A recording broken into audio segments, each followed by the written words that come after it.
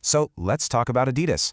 In 2025, they didn't just have a good year, they pulled off one of the biggest corporate comebacks we've seen in a long time. Now, this was no accident.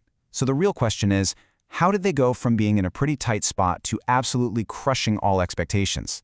Let's get into it and unpack the anatomy of this amazing turnaround. Okay, let's just jump right to the big number, the one that tells the whole story. An operating profit of over 2 billion euros. I mean, think about that. That is a massive 54% jump from the previous year. This wasn't just good.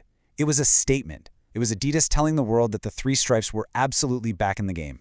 And you know what's crazy? It wasn't just a surprise to us on the outside. This recovery was so fast, it apparently even caught their own leadership off guard.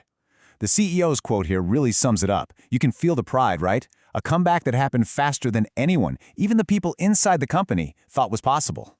So, you gotta ask, what was the secret sauce here? Well, it wasn't just luck. It was a really, really deliberate two-pronged attack. We're gonna break down exactly how they focused on these two key areas, performance and lifestyle, and somehow managed to knock it out of the park in both. Yeah, it really boiled down to this dual focus. So on one side, you've got performance. This is all about being the absolute best brand for the serious athlete, earning that street cred on the track and on the court. And then on the other side, you have lifestyle. This is all about creating that cultural buzz, that brand heat, with classic shoes and super smart collaborations. The real magic of 2025? They got both of these engines fired up and running at full speed at the exact same time. And boy, did they deliver. The performance side saw a huge 15% jump in revenue. And look, that's not just a number on a spreadsheet. It was proof. Proof that their big bet on being a genuine sports brand, really doubling down on tech and innovation, was exactly what people were looking for. And if you dig even deeper into that performance growth, it gets even more impressive. The high-end running category, it just exploded. We're talking over 30% growth. This was almost entirely driven by their record-breaking Adizero line. These are the shoes that were literally winning major marathons, setting world records. That, right there, is how you build undeniable credibility with the people who matter most, the serious athletes. But hey, it wasn't all happening on the running track. The lifestyle division also came in with a really powerful 12% surge. And this was all about the classics, the icons like the Superstar, mixed with these incredibly smart collaborations with cultural heavyweights like Wales Bonner and Bad Bunny. That's what kept Adidas right at the heart of the cultural conversation. Okay, so a huge piece of this global success story comes down to just brilliant local execution. And if you want to see that in action, we absolutely have to look at Greater China. This was a region that didn't just grow, it basically became the company's blueprint for how to be wildly profitable. This chart right here, it tells you everything you need to know. Just look at the operating margin in Greater China, 22.1%. Now look over at North America. It's less than half of that, at 10.7%. That is a huge difference, and it just shows how incredibly efficient they were in that one key market. So, how'd they do it? Well, it was basically a four-part playbook. First, sell more stuff at full price by cutting way back on discounts. Second, create products specifically for the local market that people actually wanted. And third, they benefited from lower sourcing costs. The big takeaway here, this wasn't just about selling more stuff. It was about selling smarter. All right, so let's recap. We've got record profits, a brilliant strategy, and killer execution. Everything sounds perfect, right? Well, this is where the story gets a little weird. Because despite all this incredible success, investors were nervous.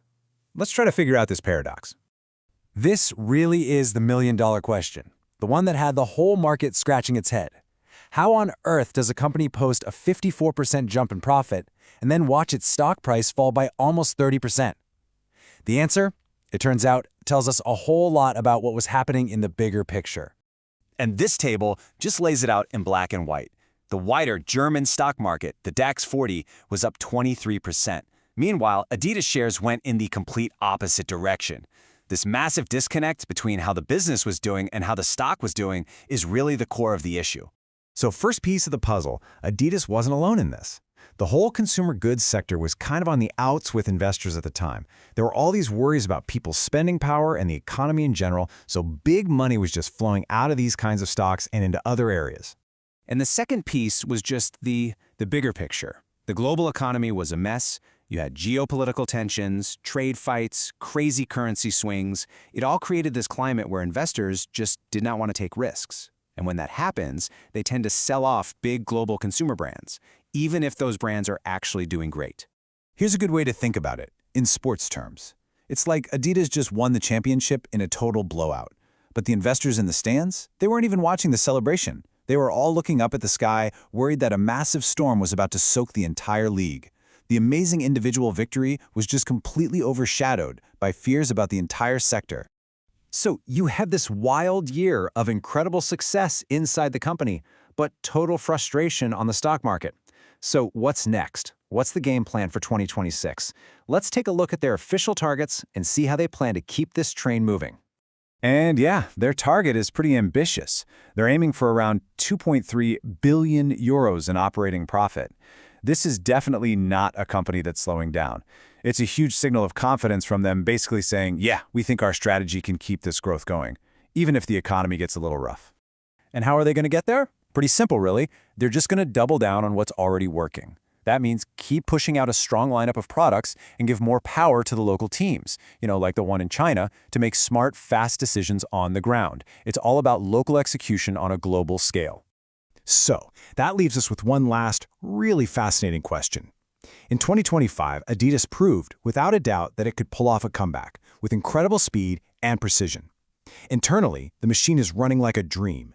But the biggest challenge they face now might be the one thing they can't control at all: the chaos of the global economy. The big question is, can their own internal momentum be strong enough to outrun those external headwinds? That, for sure, is going to be the story to watch.